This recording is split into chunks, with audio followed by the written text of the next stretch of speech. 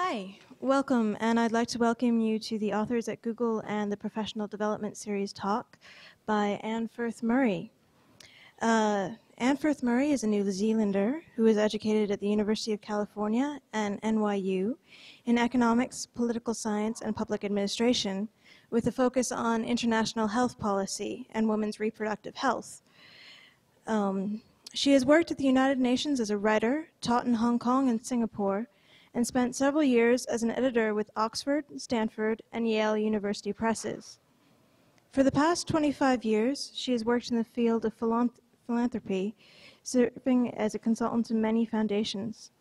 From 1978 to the end of 1987, she directed the Environment and International Population Programs of the Hewlett Foundation in California. She is the founding president of the Global Fund for Women, which provides funds internationally to seed, strengthen, and link groups committed to women's well-being. Currently, she is a scholar activist at the Union Institute and consulting professor in human biology at Stanford University. Please welcome Anne Firth Murray.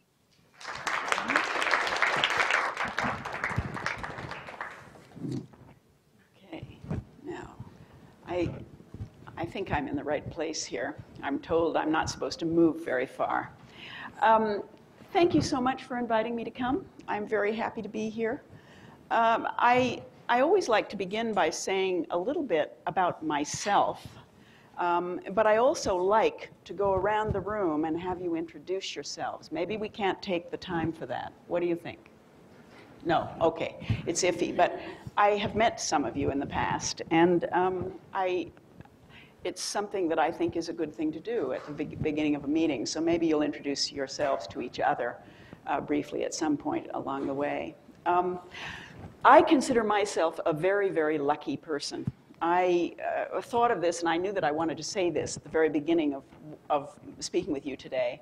But then I saw the young woman downstairs with a Google t-shirt, and when she turned around and walked out, I saw on the back, "I feel lucky today." And though I use Google all the time, I had not really thought of that "I feel lucky" thing until I saw the t-shirt. And I thought, well, isn't that funny? I want to begin by saying that I'm a lucky person in the world. I'm somebody for whom things work. And I have felt particularly lucky because I was a person who had a dream of an international organization that would provide help to women's groups around the world in their own terms, an organization that was based on a vision for real change through the support of women, and based on a set of principles about the way we would work. And that dream started from nothing, really, just my own drive and the help of a good number of people very soon, very early on, ended up being the Global Fund for Women, which is a thriving organization, still continues. I retired from the Global Fund a few years ago, but it continues in a very healthy manner and has now, we started out giving small grants to women's groups around the world of about $5,000, 500 to 5,000, and we raised it to 10,000. It's now been raised to about 15 or 20. But the organization has now given away $50 million to women's groups around the world, which is a lot of money in the nonprofit world. Now, I realize that I'm speaking here to a lot of people who probably feel themselves very lucky, being here at Google, working in an organization that I think is also based on a set of principles and a dream, a vision for an open, transparent way of doing business. And that's really what the Global Fund was all about. I think that I'm here really not to talk about the Global Fund, although inevitably that will happen. I'm here to talk about the book, Paradigm Found. The title probably explains itself. Paradigm Found, Leading and Managing for Positive Change, a book about creating an organization in the nonprofit world that was working, as I say, on vision and principles and operating in a way that I thought might in itself be transforming.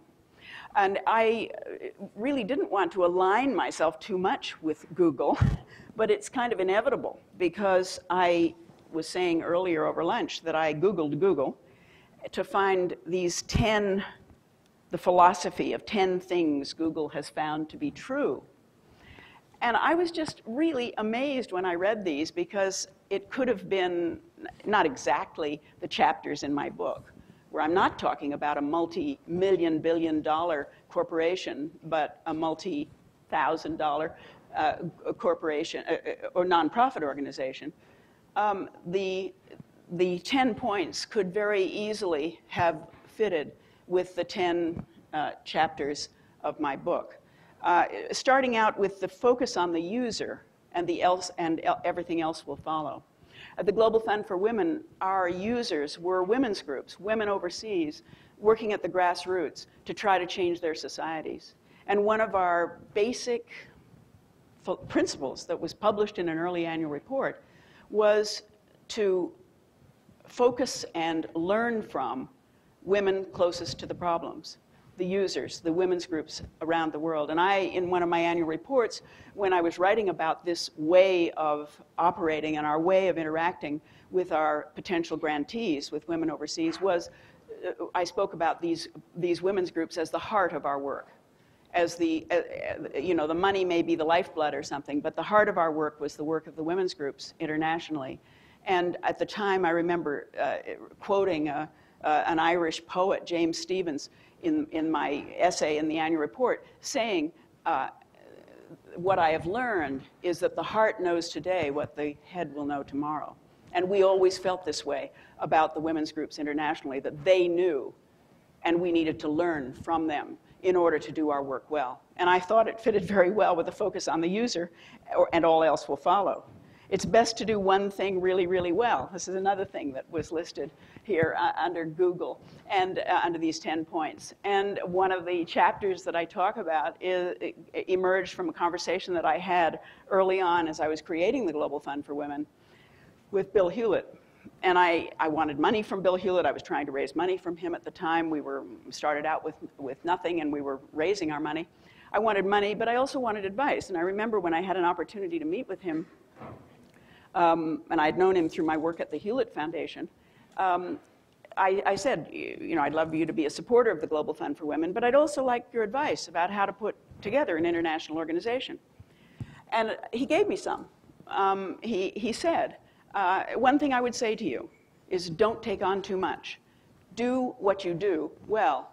Focus, decide on what your role is, what your goal is, what your vision is, and focus on it, and don't be distracted from it. Do it very well. And he said, organizations, like people, die from overeating rather than by staying lean. Now, that was interesting because the Global Fund, like many organizations, has grown. I mean, it's become, quote, successful. It's giving away more money, has more people involved with it. Just like Google, I was speaking with Josh, who's told me that he came here first when there were 600 people here, and now there's almost 7,000 people here. Does the culture of the organization change? Is it possible to continue to have that kind of lean, guerrilla-like operation and still grow in terms of finances and so on? So that was another point from the 10 points. Fast is better than slow. Yes, we tried to do our work very quickly and not keep people waiting. Democracy, and finally, I'm jumping over, you can make money without doing evil. And at the Global Fund for Women, I had hoped that we could raise money and give it away, raise money from people who had it, to give it to people who didn't have it, without disempowering the people who didn't have it. And that, to me, people would often say, what do you do at the Global Fund? I'd say, well, we're in the business of money. We raise money, we give it away. And our challenge is, how do you move money from people who have it and therefore appear to be in a position of power to people who don't have it, without disempowering those people, especially if your major goal is, in fact, to empower those people. I have a lot I could talk about with regard to the Global Fund for Women. The reason I wrote the book was because women from Nepal, from Zimbabwe, from various parts of the world who had become involved with the Global Fund were always asking me, how did you create the Global Fund? How did you do it? And after a while, they would say, please write it down. We want to know how it happened. The book is not a history of the Global Fund for Women.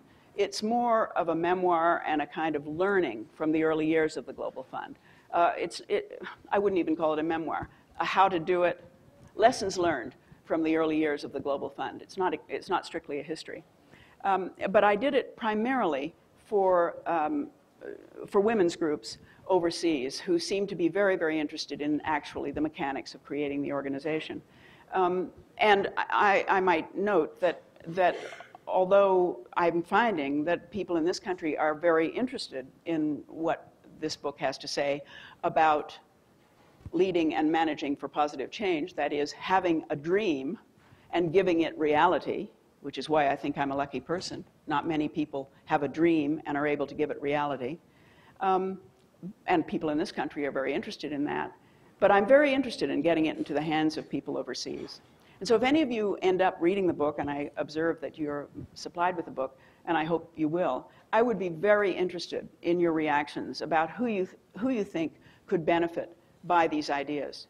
Because probably now hundreds of thousands of people around the world have been touched, not just by what the Global Fund for Women did, what this organization did, but the way that it was done. And I think that this is very similar with Google. And I think that, in a sense, we, involved in these organizations that are doing things differently, we're creating entities in which people treat each other well, in which people care about the other person that they're dealing with, whether it's a user of the service, or whether it's a women's group overseas, or whether it's a staff person, or whether it's a board person, attempting to create organizational structures that have at their core not just what they do and doing that well, but that the way they do it will transform the world. And I really believe that. I am no longer directly in the management of the Global Fund for Women by any means.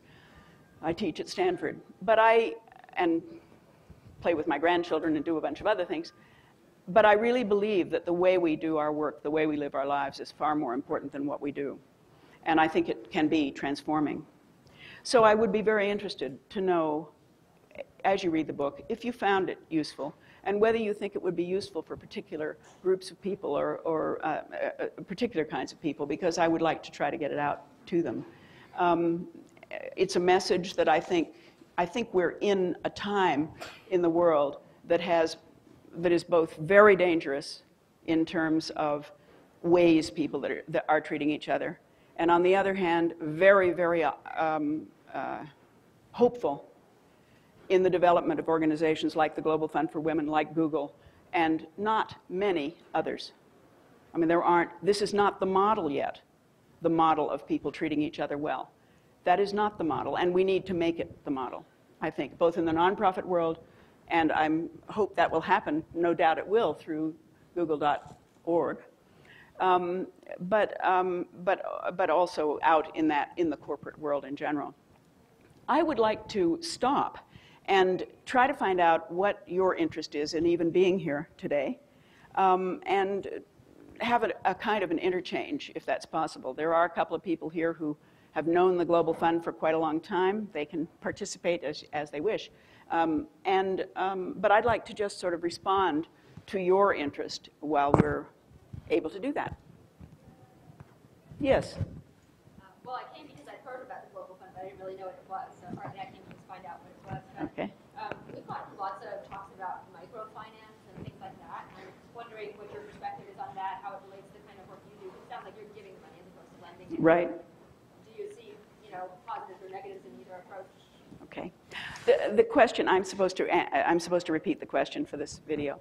The question has to do with microfinance, international lending, small grants lending, small lending programs, as opposed to, or maybe in conjunction with, grants programs.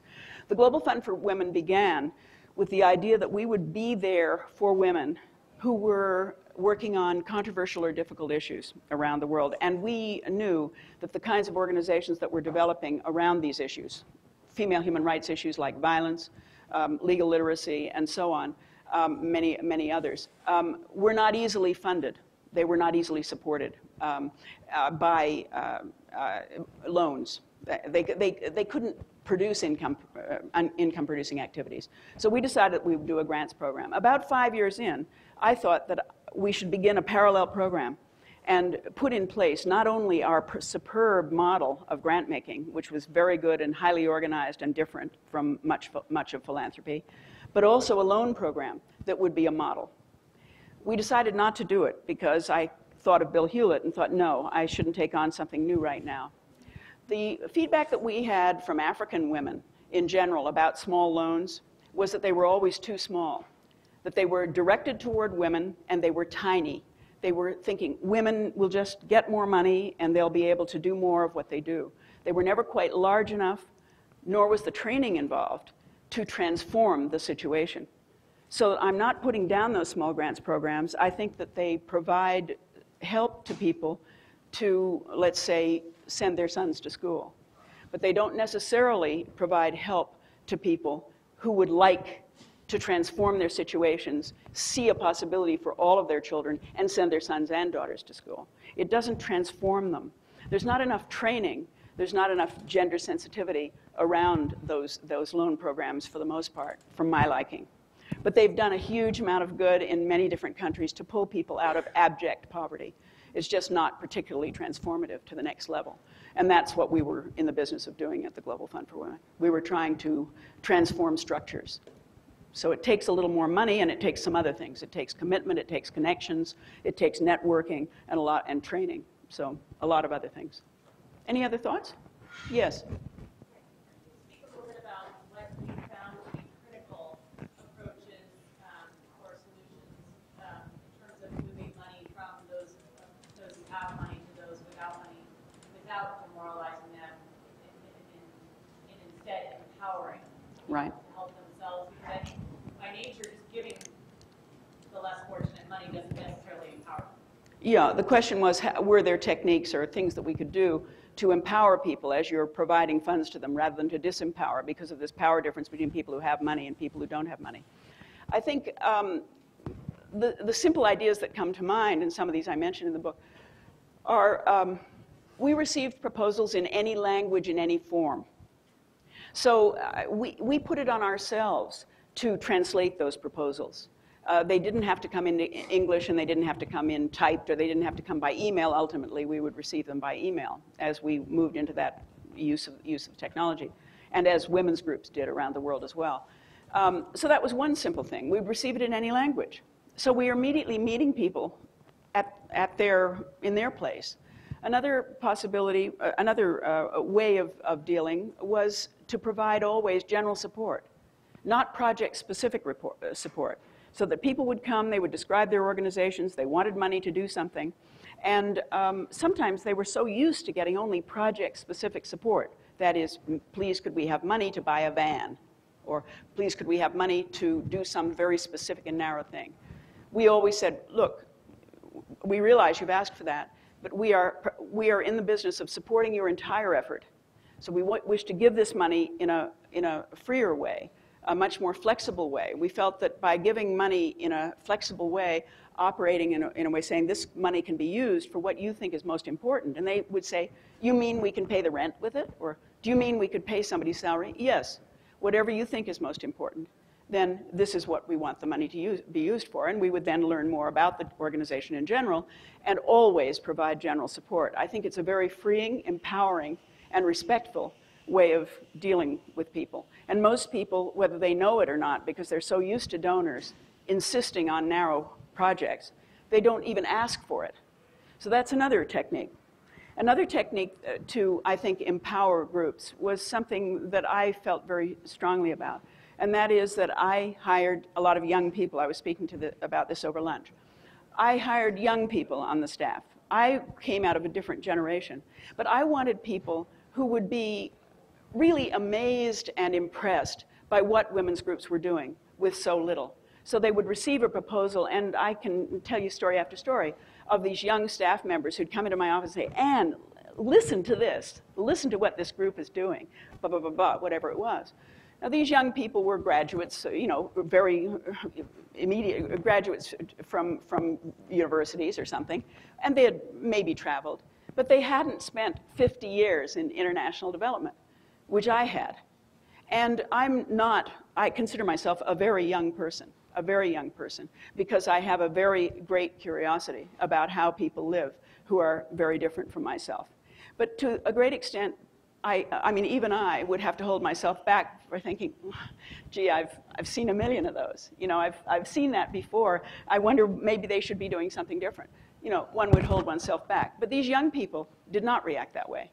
So I think I was accused of trying to maintain power by hiring a lot of young people. But my purpose in hiring the young people was maintaining a sense of learning and curiosity, energy, and then the sense that we can do this. This is something we can do. Not, we've tried that a million times and it never worked. You know, not that attitude. No, because the women were writing with their ideas, and we wanted that. More important than what they were doing was a sense of, I quote Thich Nhat Hanh, "Dear one, we are here for you." That was more important than what they're doing to me. And so that was another technique. Just a few. There are others. Yes? I have a request for you to mention one of the others, the re-granting. Re-granting? What do you mean? When you gave to celebrate your anniversary. Okay, yeah, thanks, Ellen.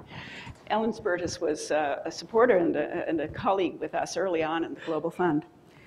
Yes, we came to our 5th anniversary. The organization was created in 1987, and when we came to the 5th anniversary, we thought, what are we going to do for our 5th anniversary? We need to celebrate it in some way. We were still a relatively small operation, you know, raising money from foundations, raising money from corporations, raising money from individuals, that sort of thing. What should we do? Should we have a party? Well, yes, we definitely want to have a party with some music and dancing and that sort of thing. We came up with, are we going to do something? Are we going to have an award or whatever? We concluded, and it was a very good idea that was offered by one of the other co-founders of the Global Fund for Women, why don't we do more of what we already do?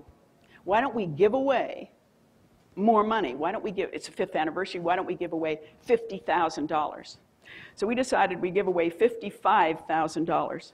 And we would choose 10 groups, each of, no, sorry, I guess it was 5 groups, I'm not going to remember, each of which got $10,000 from us. And they were empowered to give it away to smaller groups. So we chose the groups that we thought had good networks in their regions, and we put it together around the world so that we had a bunch of these sort of celebratory anniversary grants.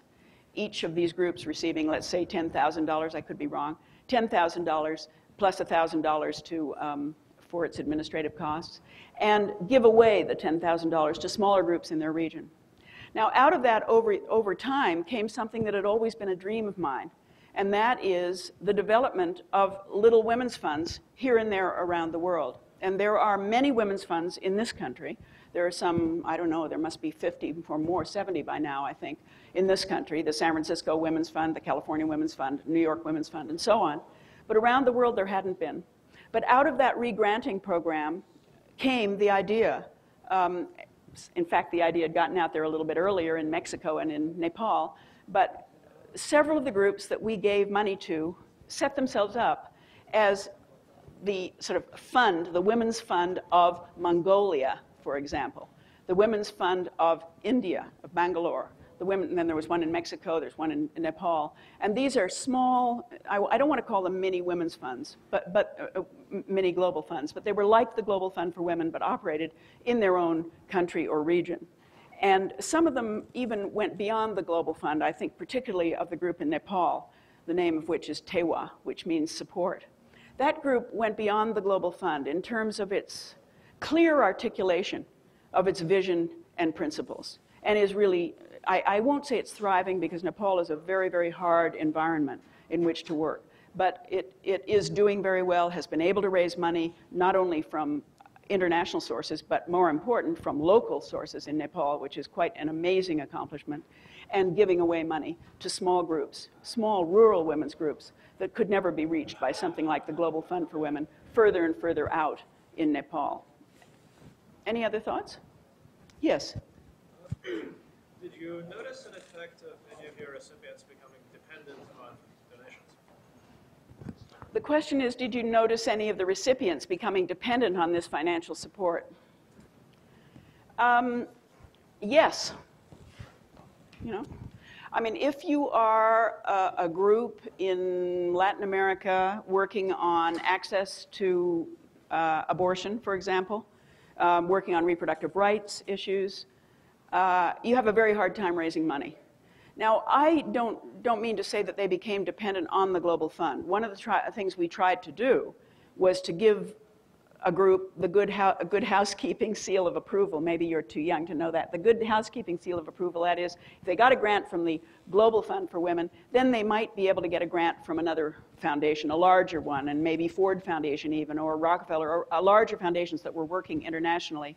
And increasingly over the last 20 years, more and more private foundations are working internationally. So there was a little more money available. And I would say that the Global Fund had a very big influence on having organizations, foundations in this country feel comfortable taking a risk. I didn't think it was much of a risk, funding these women's groups overseas.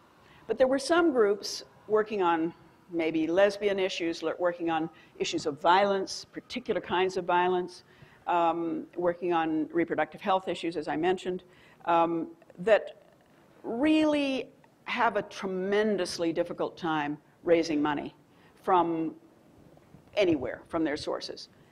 Some of those groups did receive multi-year support from the Global Fund. We almost never supported 100% of their budgets, but we would go as far as to fund maybe 50% of budgets, 25%, 50% of budgets of some of these organizations. I was just reading about an organization the other day that would fit this category, and this is an organization that was working in the area of trafficking in women.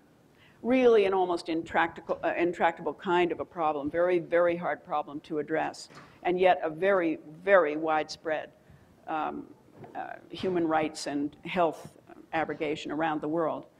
And there are several organizations that developed as networks to work across countries in regions. For example, there's one in Eastern Europe working on the issue of trafficking on women, and another in Southeast Asia, trying to network with smaller women's groups in the region to get a handle on this problem, to affect legislation, to somehow begin to reduce this issue of trafficking, primarily sex trafficking of women and girls. Those groups received significant support from the Global Fund for Women, and they continue to. Whether we'd say they're dependent, well, maybe, probably. My experience with many of these groups, particularly groups that are working on those kinds of compelling issues, where people who become involved are just utterly committed to their work. In many, many cases, you find that those people are going to do the work anyway. They are so committed, they're so driven. The money helps. And so, yes, one might say there are some that have become dependent. I think particularly around the difficulty, whether the issues are particularly controversial or hard to fund. Yes. Yeah. Try to measure how well the groups that you funded did with their costs? Read my book. I did talk about that. It's very difficult. I mean, at the beginning, how can I quickly answer the question? The quick answer is yes, but we did not set in place an ongoing evaluation program where Americans were flying around the world to measure things. Not at all. We had an international advisory council. We, of course, when a group received a grant, a year or so later, they had to send us a report. Since many of these groups were not used to writing proposals or writing reports, they had not had that much experience working with donors, we laid those out. Here's how you write a proposal, and here's how you write a report. These are the kinds of questions that we will ask. And we refined those questions, especially with regard to the final reports, over time, because we started out with a little bit of a bottom line approach. That is, you got the money, what did you spend it for, what happened, kind of thing. But we weren't getting thoughtful reports, and so we refined that and asked them in their final reports to provide us with much more sort of qualitative response. What do you think made a difference? What was your greatest challenge? Did you fail? Did you succeed? But still, it was difficult until we began to have a body of organizations that we had funded, and we then were able to go to our donors and people like you who said, you know, how do you measure success? We were able to say, here are the stories. Here are the stories. And I hark back to somebody said to me once, what's truer than the truth? What's truer than the truth is the story. So one tries to tell the stories of the women's groups, and ultimately it seemed to add up. After you'd had 1,000 groups, with groups growing in stature in their own countries, beginning to create networks, beginning to be donors themselves, beginning to be linking with government, with whatever. I mean, again and again, we saw examples of growth and change. But we did, indeed, we were given some money by a large foundation to do a kind of evaluation, an evaluation looking particularly at some health issues, and we thought it's time we need to do some sort of formal evaluation. Although I'll step back and say that I've done evaluations for large donor agencies, and it's such activities are just filled with flaws and problems, it seems to me. But anyway, we took the money and we gave it to a women's research entity, and they did an evaluation of about 40 groups in 8 different countries. And what they came out with was very interesting, among other things. They learned that the groups themselves, anyway, thought that the most effective aspect of the work of the Global Fund for Women was the fact that we communicated trust. And they called their document Trust when they finally ended wrote the final report, that trust itself was empowering. What were they were trying to find out was, did these grants empower? You know, okay, difficult question to answer. Okay, well, people are going to have to answer it in their own terms. In some countries, there wasn't even a word for empowerment. But what they came out with, yes, the grants did. The money was important. But what was more important was the connection, the sense of community, and the trust and respect. And I will read, if my book were a poetry book, I might read from it, but I don't think that it makes sense to read from such a book. But I would like to read one little thing, because when I left the Global Fund for Women, a lot of people wrote to me and wished me well and all of that. And one woman wrote to us from Botswana, and she said, this touched me particularly. It came from Unity Dow. She's a well-known person in Botswana. Unity Dow and the staff and board of Methelsile Women's Information Center in Botswana. And she said this: sitting here in Botswana, a semi-desert, looking through the window and hoping for rain, I cannot think of a better farewell salute to you than the traditional go with rain. We at Methelsile, which means the time has come, wish you all the best. Hope you will not move far away. We will always remember that the Global Fund for Women was the first donor to believe in us and trusted us enough to give us funds when all we had was a dream. After that, it became easier to convince other donors that we meant business. We thank you for this trust. If you're ever in this part of the world, look us up. So the point is that there was a tremendous ripple effect from these small grants, and we learned it through the stories. And if you go to the web and look up Methelsile, you'll find them there thriving. And we were the first grant, the first $5,000 grant. Now, somebody over there had a... You talked a little bit about structure of your organization. Can you speak to how that structure has evolved as you've grown over time? What's made you most effective? And most importantly, for a nascent organization like Google.org, what pitfalls to be aware of and avoid? No. Big question. Wow, huge question. Sometime, if you're involved with Google.org, I'd like to sit around and talk about that. First of all, I started the Global Fund in 1987, and by the time I left in 1996, we had grown to only about, I think it was about 12 or 13 staff members, always following Bill Hewlett's idea, stay lean, stay small. I had this concept of a kind of guerrilla operation. The organization has grown, and as I say, it's thrived. It's now up to 35 or 40 people on the staff and has given away a lot of money over time, just as we had. The organization kept doubling over time, doubling in size in various ways over time. And in fact, I speak in my book about how we managed growth. But to try to get to your question about structure, everybody did everything at the beginning.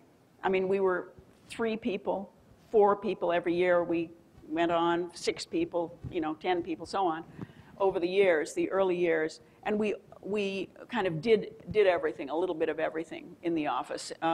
But fairly soon on, even with that small staff, by the time I left, around 12 or 13 people, we had teams. We had 3 teams: fundraising team, grant-making team, administrative and financial team. And those teams were very independent. I worked for them. In other words, they led the teams, and I was sort of the head of the whole team, but I answered to them. It was like a network. It was very much like a network. And internationally, when we were interacting with our advisors and our grantees, very much a network. There wasn't a kind of hierarchy in this organization. And somehow things worked. Leadership emerged from different parts of the organization, and that was my concept.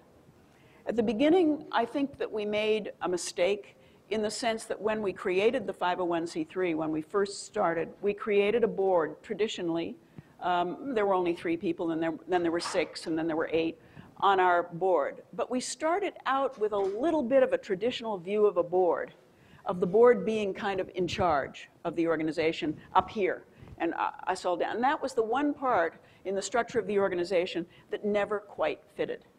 All of the other parts, we seem to be interacting in an extremely transparent and easy, even-handed way.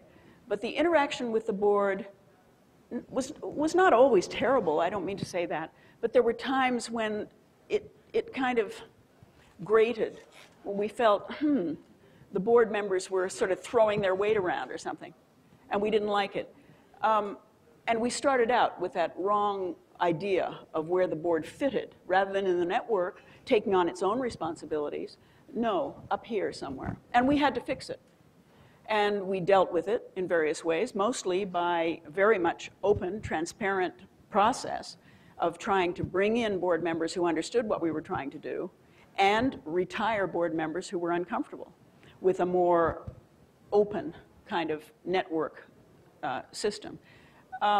So I can't easily answer your question about what has happened over time, although I'm in close touch with the Global Fund, I'm an advisor, I'm a donor, and so on, and going up there next week for a meeting, and that happens. But the organization has grown, and I think even, I wonder how Google has grown and maintained its open structure as well.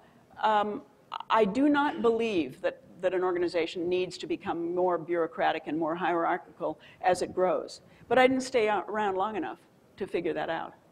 But I do believe that the key component in maintaining an even-handed, open, transparent, and giving, generous, caring, trusting, respectful, loving organization lies entirely with leadership. People who will continually maintain the principles and the vision. And those people are not always necessarily the people, quote, at the top. That leadership can emerge if you have clearly stated principles and a clearly stated vision. Then anybody can raise the issues, saying, hey, we seem to be getting off track here. We're getting more secretive. We're not sharing things. People are able to raise those questions if you set your organization up clearly based on a set of principles and vision, I believe. That was my experience anyway. Our audience seems to be dwindling here, but that's all right. We have some people who are very interested. More comments or questions? Yes? I just had a question about your book. In fact, it's a wonderful book, but it focuses a lot on leadership and management, which isn't necessarily a unique topic. What makes it really extraordinary, though, is it's looking at it from the perspective of starting a major nonprofit. Mm-hmm. Are there any lessons you can really highlight, lessons that you really only learned in the nonprofit that are worth sharing with the group?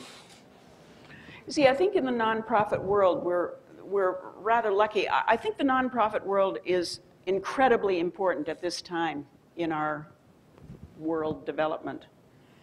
We think of the 3 sectors, the government sector, corporate sector, and the nonprofit sector at the international level or at the national level. We've got government, we've got corporations, and we've got the nonprofit sector. Generally, it's in the nonprofit sector that people can express and give reality to their very noble ideals, their dreams, their visions for change.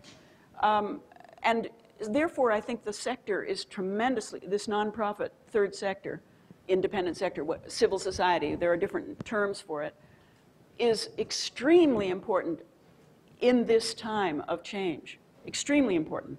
Because we need vision and change. See, one of the things that has bothered me about the growth of the nonprofit world is its huge dependence on money and the role of donors who come sometimes from the government sector or the private sector, the role of donors to basically drive the agendas of nonprofits. And I think that's very dangerous. We need to keep a very open and flexible process of philanthropy and so on in order to have these dreams and visions that emerge from the nonprofit world come to the surface.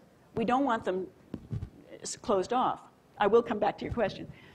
A lot of people in the nonprofit world, and particularly smaller groups, women's groups, will sometimes come to me and ask for advice about various things. And they'll say things like, well, the Kellogg Foundation is giving money for such and such right now. Maybe we should be doing this. And I'm saying, stop. Get your dream clear. What is it that you're trying to do? What problems are you trying to solve? What change do you want to have? What vision for the world do you have? Stick with it. Do not allow the agendas of donors to tell you what to do. They need you more than you need them. They need your ideas for change and vision. So I believe the nonprofit civil society sector is extremely important in making sure that we don't forget that we need to think in new and different ways, and we need to interact with each other in different ways. I think it's an opportunity in the nonprofit sector to model for others. But I come to Google, and maybe I have too wonderful a view of Google, but here in the corporate world, you find an organization that is acting like a nonprofit in a way, putting its users rather than its shareholders first, like putting the women's groups first before the interests of the donors, not trying to sort of skew your program in order to make more money, but continuing to do what you really want to do. Maybe it'll fall apart as Google grows. I don't know. But at the moment, one has the idea that here is one of the very few corporations that has clearly thought, let's put the user first and put the shareholder second if you have to make a choice. In the nonprofit world, we should be doing that all the time as a model. Our program, our vision for change, our desire to make the world a better place needs to be right out front. And in that way, we can remind people, you can do things differently. We can save the world. Women can become empowered. I don't know if that answers your question about the role of the nonprofit world. I see that as the role of the nonprofit world, to maintain our noble ideals and have a place for them. Where does a person go, who wants to deal with some very, very difficult questions that one might find at, on the schoolyard or in your local community, observing something that just is upsetting them. They want it to be different. How do we do it? The environmental field is a perfect example of it, where corporations have not felt that they could afford to do some of these things. But the nonprofit world has been able to introduce some of these things, and ultimately, maybe it will have an effect on the other sectors. We have to work in tandem in the three sectors. I'm not looking at the time very clearly. Okay, we still have a little more time. Yes? How exactly did your view come up? How did that begin to inspire you? Right. Read my book. Okay. I hate to say that, but it's true. I did talk a little bit about what happens when something comes to mind at a time in your life when it just fits. It was both personal and professional. I was working at the Hewlett Foundation, running the population and the environment programs at the Hewlett Foundation, and I'd been there for about 8 or 9 years at that point. And I had observed international development and funding in the international world, And I had observed some good behavior and some bad behavior in the foundation world internationally. And however, I had come to some conclusions like Bill Easterly. I think Bill Easterly spoke here not too long ago. I'd come to some conclusions about the inadequacy of the way international development was being done, the kinds of organizations that were receiving money, the amounts of organizations that were receiving money, and the inability of large organizations, even a good foundation like the Hewlett Foundation, the inability to get money out to people who are actually making change at the grassroots, you might say, or at lower levels than these intermediary organizations that we had to work with because we were giving away large amounts of money. At the Hewlett Foundation, the World Bank, other agencies like this. Bill Easterly observed it at the World Bank. And is now writing about other ways of doing things. Well, women had been writing about these other ways of doing things way back in 1985 when we knew that money really had to get out, further and further out, to people, women, marginalized people. The largest percentage of marginalized people we would say are women, and are the poorest of the poor, and even though many men are poor too. But we knew that things had to be done in a different way. And that was becoming more and more obvious to me when I was working at the Hewlett Foundation. I traveled fairly wildly with the Hewlett Foundation, and I remember once being in a small town in Nigeria where I was speaking. A group of women asked to speak with me. I was there on an evaluation trip, as a matter of fact, for a large donor agency.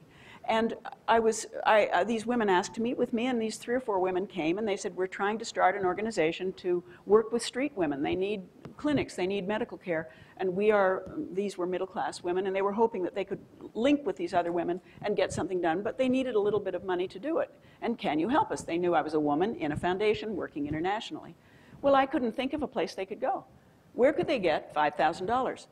The YWCA had a small grants program, somebody else did, but I kept seeing this when I'd meet people here and there, that there was a need for small strategic grants given quickly, relatively freely and flexibly to help people move on, to help people get on with it in their place, in their communities. So I was seeing it professionally. I was also seeing the interrelationships between family planning activities, environmental and women's activities, and people weren't connecting them in their programs, whereas at the grassroots, people were. So I was observing this. I was also a woman who had been divorced, and I found myself divorced, and stupid little examples, I give more of them in the book. I couldn't get a credit card in my own name. I was being paid less than the men on the staff, even though I was smarter and better than they were at the work, I thought. Not that men are not competent, but you know, why? Why was I didn't even know about it until somebody outside was checking the 1090s or something on the Hewlett Foundation, and this guy called me. He said, Ann, why aren't you being paid as much as X? I said, oh, aren't I? You know, I had not figured it out. I hadn't asked, I hadn't known. And literally, this was a long time ago, literally, when I raised it in my annual review, which I did, with trepidation, because I needed the job, I was told that I was making a good salary for a woman. Now, that person could be sued now, but not then. It was a long time ago. And so what am I saying to you? Both professionally and personally, and I think I say this in the book, I wanted to change the world for women like the women that I met in Nigeria who wanted to do good for people who just didn't have a chance, who were working at poverty levels. I wanted to change the world for those people. And I wanted to change the world for me too, for people like me too. And it needed transformation in the ways that we are treating each other in this world, I believe. Anyway, quick answer to the question. The personal story is included to some degree in the book. Any other thoughts or comments before we close? Thank you.